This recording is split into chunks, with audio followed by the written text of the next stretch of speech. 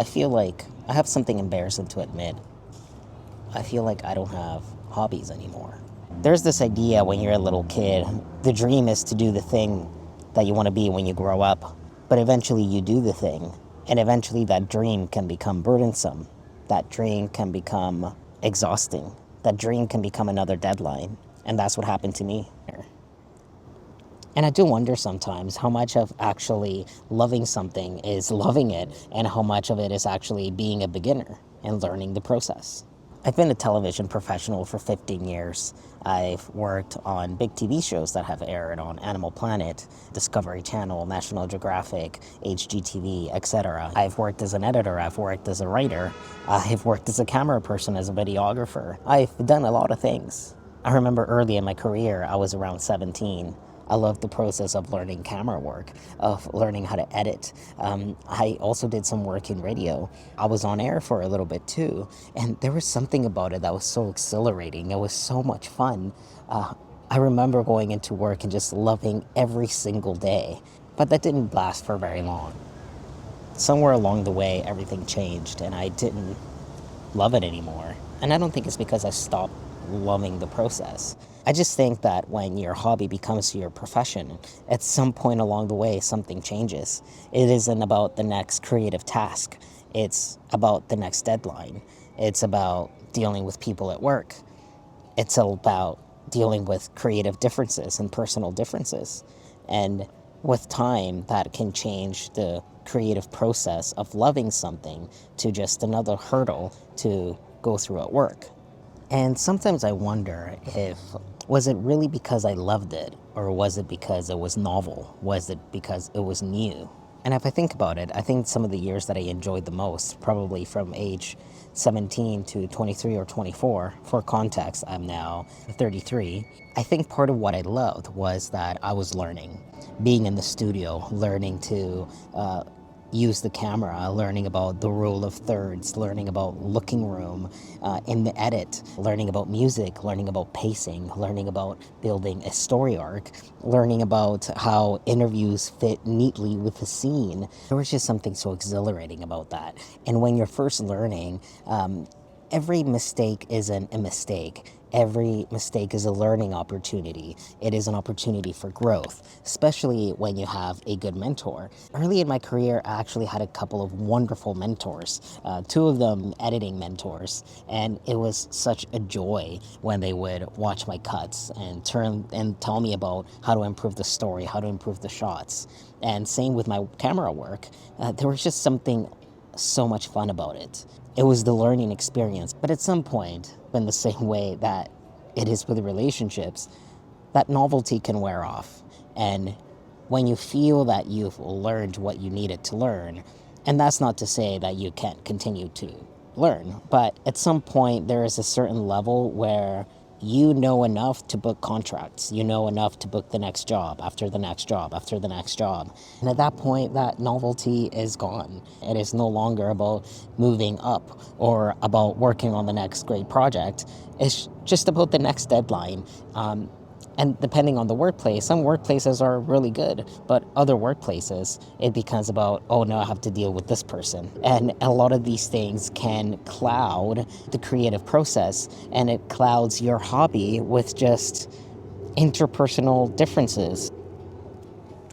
It's in bureaucracy, and when those things get in the middle of your hobby, then eventually it just doesn't feel fun anymore. The things that change is my connection with work to burnout, my connection with work with office politics, my connection with work and feeling like something is just another deadline. That's what changed. The creative didn't change. The storytelling didn't change. It was everything around it that has nothing to do with the creative itself. Currently in my career, because I developed some repetitive strain, which means that I could no longer video edit, I am doing another kind of job in my career, which is new, although it's not necessarily stimulating me mentally, if that makes sense. All this is to say, this doesn't mean that when you get bored of your hobby that you should quit.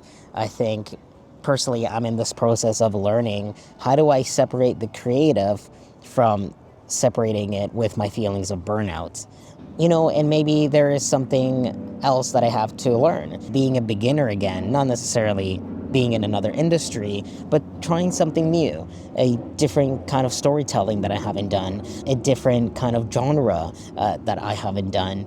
And maybe there is something there that can reignite that feeling of novelty and that feeling of joy and that feeling of learning. And I think part of the process of keeping your hobbies alive and being in a state where you just have so much joy is about continuing to be that lifelong student. If you feel like you've reached at a certain point in your current job that you feel sufficient in, there isn't that much room for growth. It's about finding something else that will give you that growth, that will give you that excitement, that will give you that exhilarating feeling of learning something new. And again, it doesn't necessarily mean a brand new career, but just something else within the career path that you've built. And I think in a way what I'm doing now, making these like silly like little videos, me experimenting with something new. Hey, hey, Oh, you see a pal. can he have treats? Sure. Okay. He'll, Okay, you don't want. come on, Oscar. You're supposed to play, not just eat treats. There knows he obviously likes them. I'm moving out, Mom. Poodle just came by and just ate most of Marcelo's treats. But I think part of what I'm doing now with making these vlog style videos, it is something new. I haven't really done this in this style before. So I think this is something that doesn't necessarily feel like work. I'm just here talking to you. I'm just here being candid. And I'm here with a really cute companion. Nothing about this in this moment feels like work to me. This is just a new experience for me to share my story. And in a funny way, like making a video like this, it's bringing some joy back to me. It's novel in a way. What I'm getting to is I'm taking the career that has burned me out and trying to do some of the things that I've learned in a new way. I'm not doing any fancy edits or anything here. I'm just sitting, I'm chatting, I'm using an Osmo camera, and I just want to do this in a way that is low pressure. Do this in a way that it doesn't feel like everything is a dooming deadline. This is just me being genuine. And I think for many of you that maybe used to love what you did, that used to find this joy at the beginning of your career after you finished college or university, you were able to get that first entry-level job, having that experience of learning.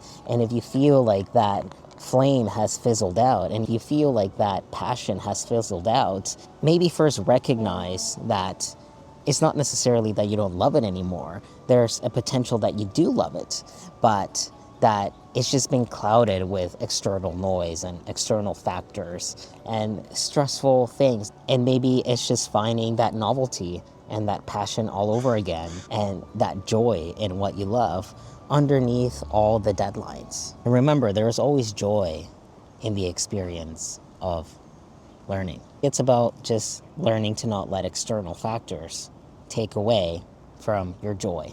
Right, boo-boo? You agree, Marcelo? You ate all those treats in a very short period of time. Yeah, boo-boo, you good treats. They're such good treats, Papa, yeah? He definitely agrees. And with that, I will end it here. Until next time.